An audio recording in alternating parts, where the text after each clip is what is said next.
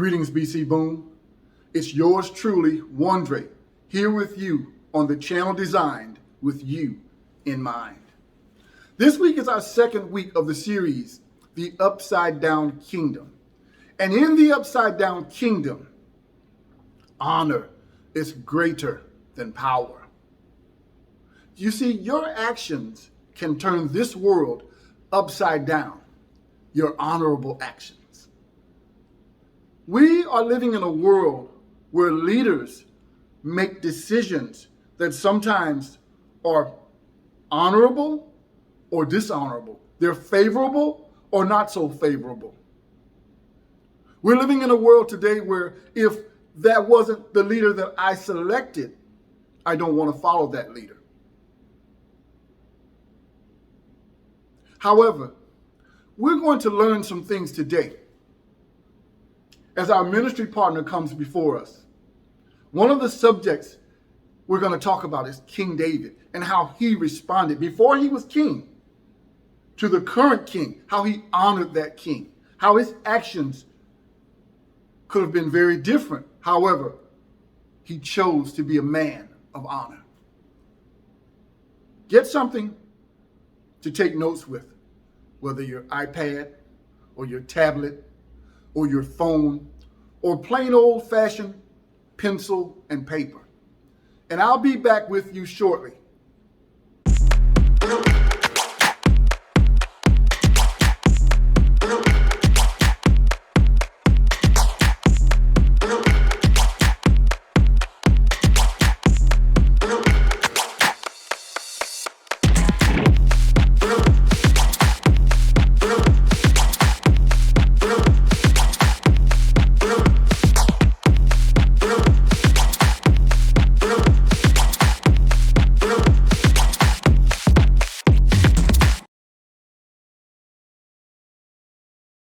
So have you ever noticed in TV and in movies that when you see a powerful person, they're either like really, really good or they're really, really bad. There's rarely ever anybody in the middle.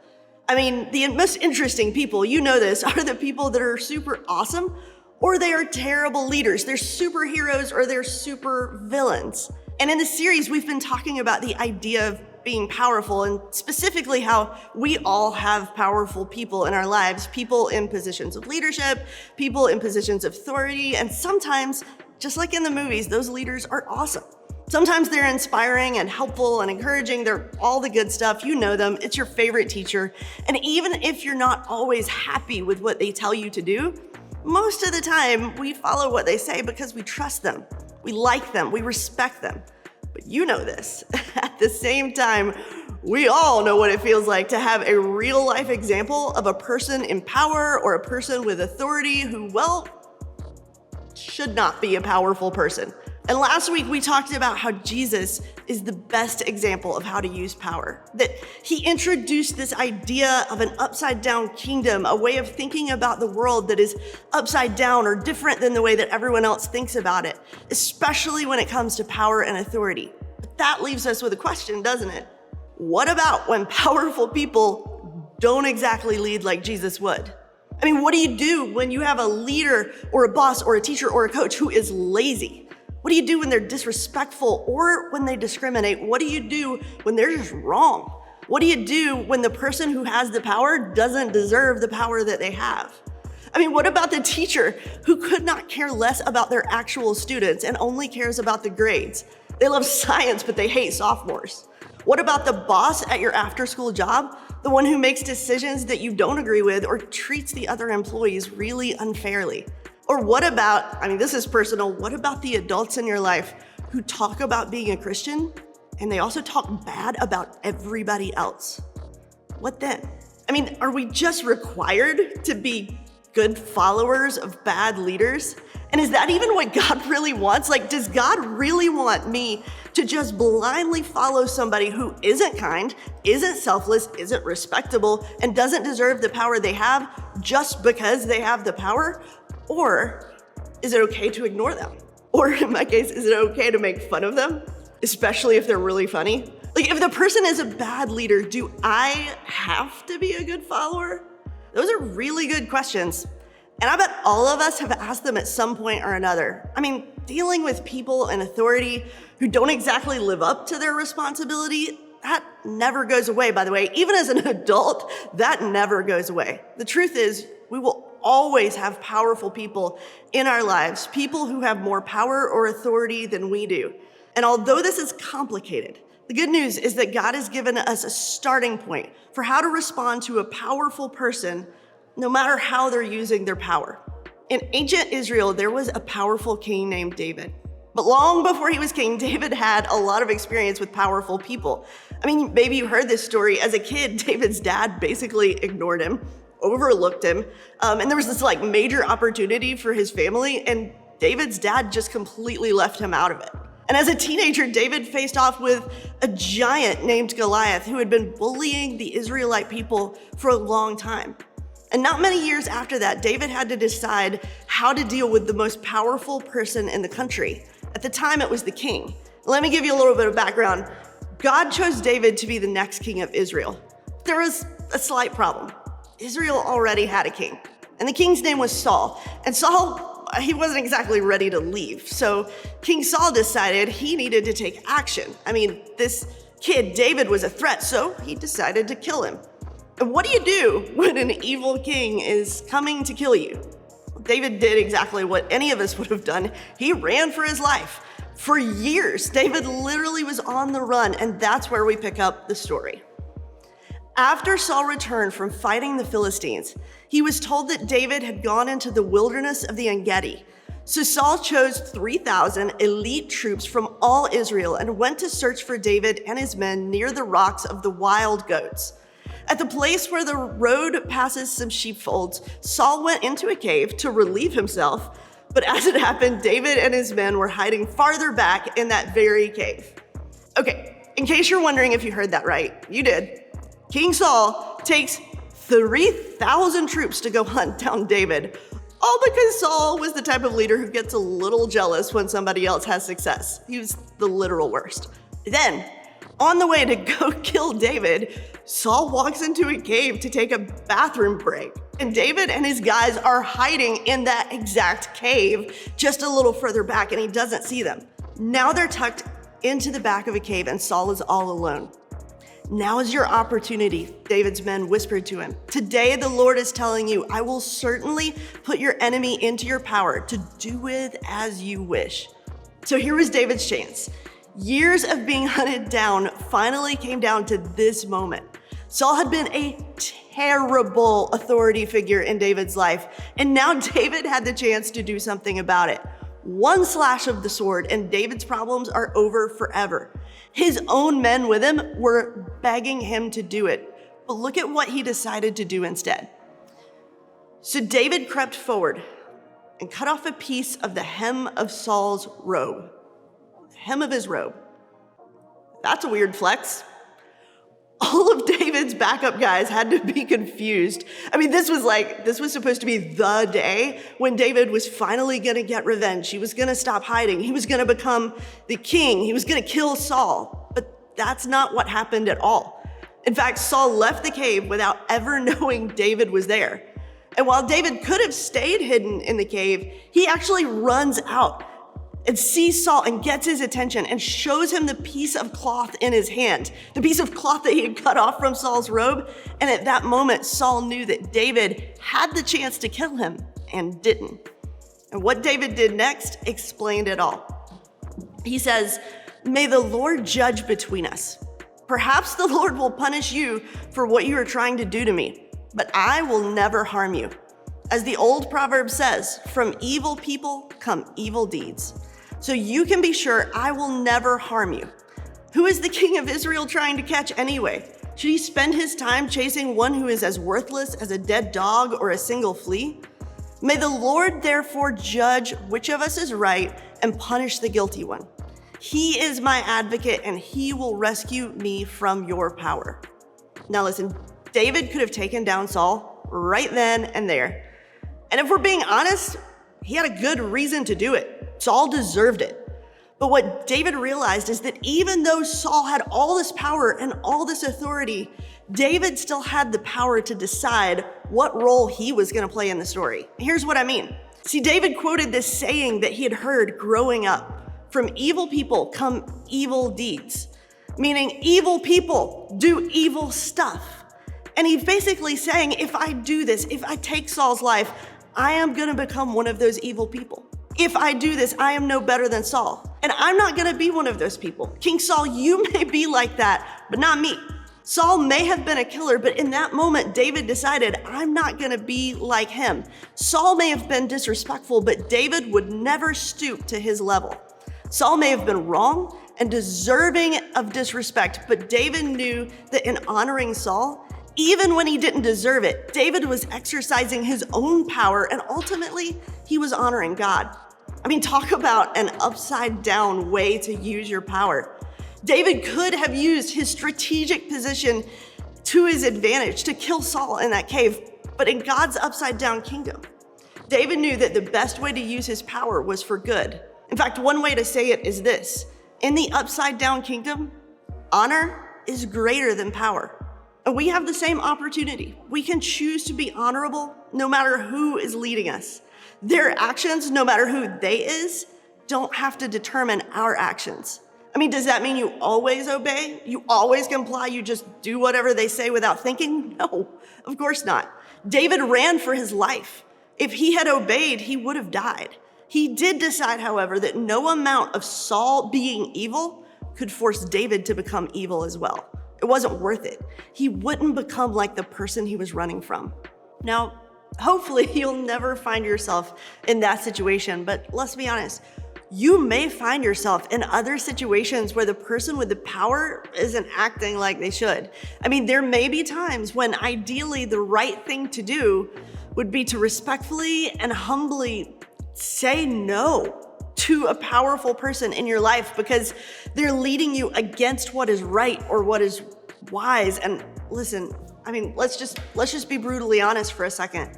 In the world today, there is so much injustice, and we're not talking about honoring injustice. We're talking about choosing to be an honorable person. What does it look like to be honorable in a racist or abusive or an unfair system that's used to oppress people? Well, I mean, it looks like disrupting those systems. Sometimes being honorable looks like calling out what is wrong. Maybe it looks like talking to your principal if a teacher is discriminating against your classmates, or maybe you need to respectfully disagree when an adult says something rude or hurtful about other people. If any leader is hurting you, or if a leader is asking you to hurt yourself or to hurt other people, listen, this is an authority you shouldn't have to listen to. We all know that, but figuring out how to not listen to an authority is really challenging. So don't ever hesitate to seek out another trusted adult to help you think through this and plan for how you'll respond when you face those moments. Because it is possible that unless your life or your safety is on the line, there will be times in life where you have to be honorable to an authority, but you can't obey. But let's be honest, that's not every time, right? I mean, those are the exceptions. Most of the time, your teachers, your coaches, your parents, they're not asking you to do something illegal or immoral. There will be times when their actions aren't great, when you're frustrated, when they're just annoying, when you feel like they could be doing a better job, or when they disappoint you. And in those moments, the most important thing you can do is decide who you want to be in that response, not decide whether or not they deserve the power that they have. In other words, you can choose to be honorable no matter who is powerful. The truth is, we all know this is easier said than done. So to wrap up our time together, I want to talk about some really practical ways to be honorable no matter who's powerful. First, think about what you say and how you say it. I mean, if you're talking to a teacher or a parent or a step parent, if you're talking to one of your coaches, you can choose to speak in a way that communicates respect.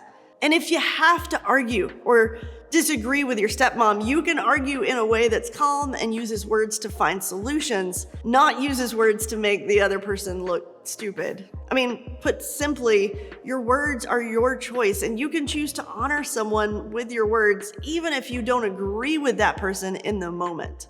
Also, remember this. Remember that leaders are human too.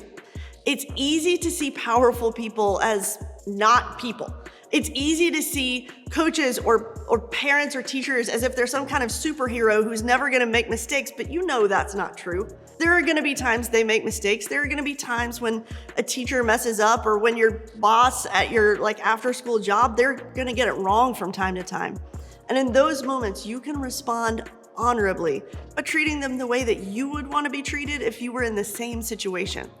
And third, and this is so hard, I know, the third thing you can do is speak up. I mean, like I said before, sometimes the best way to be honorable is to speak up when something is not safe, when you're being hurt, or when what's being asked of you is just not right or not healthy. Knowing when to speak up or finding the right words is important.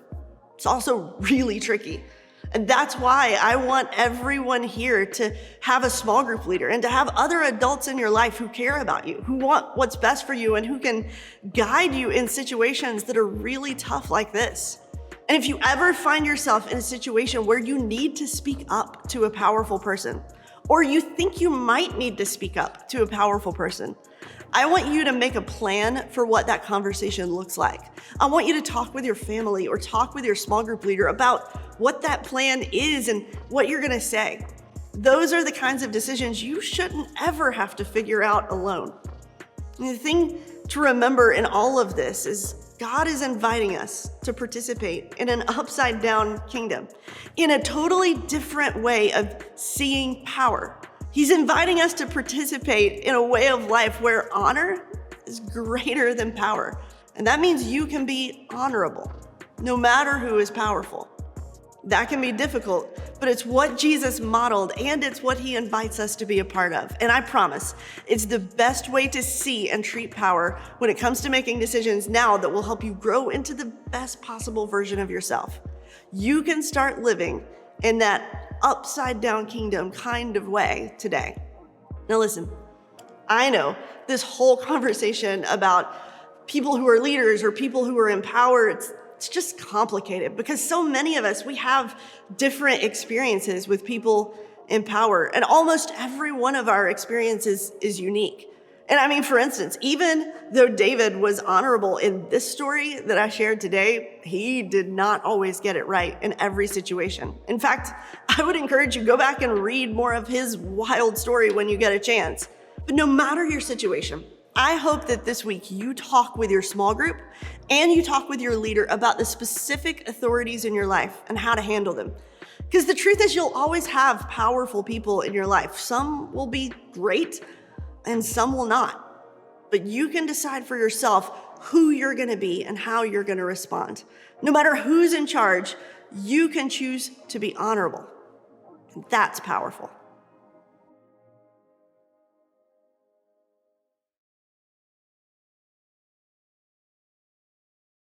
Wow, wasn't that interesting? You see, David had the opportunity to destroy his biggest enemy, but he didn't. Instead, he chose to take a piece of his garment, a piece of his robe, and show it to him. Say, I had the chance, but it wasn't in my heart to destroy you. So many of us as followers, especially when we're following someone whose leadership style or decisions are not good, we'll have the opportunity to destroy those individuals. Instead, in the upside down kingdom, honor is greater than power. Number one, think about what you say and how you say it. Number two, remember that leaders are also human.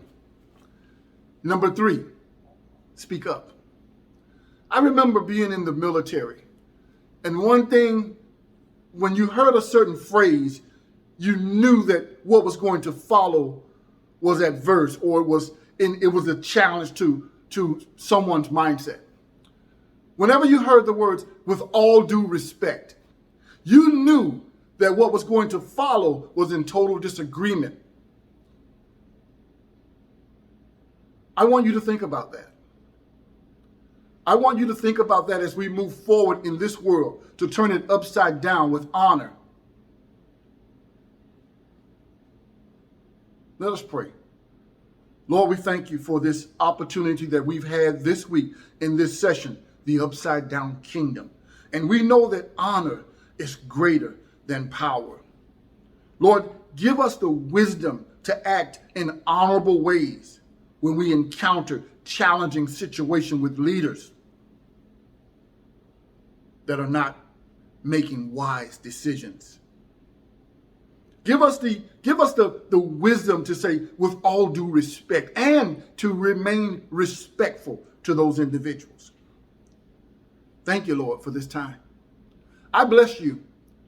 And I ask that God would continue to bless you as you move forward in this world. Honor is greater than power. God bless you.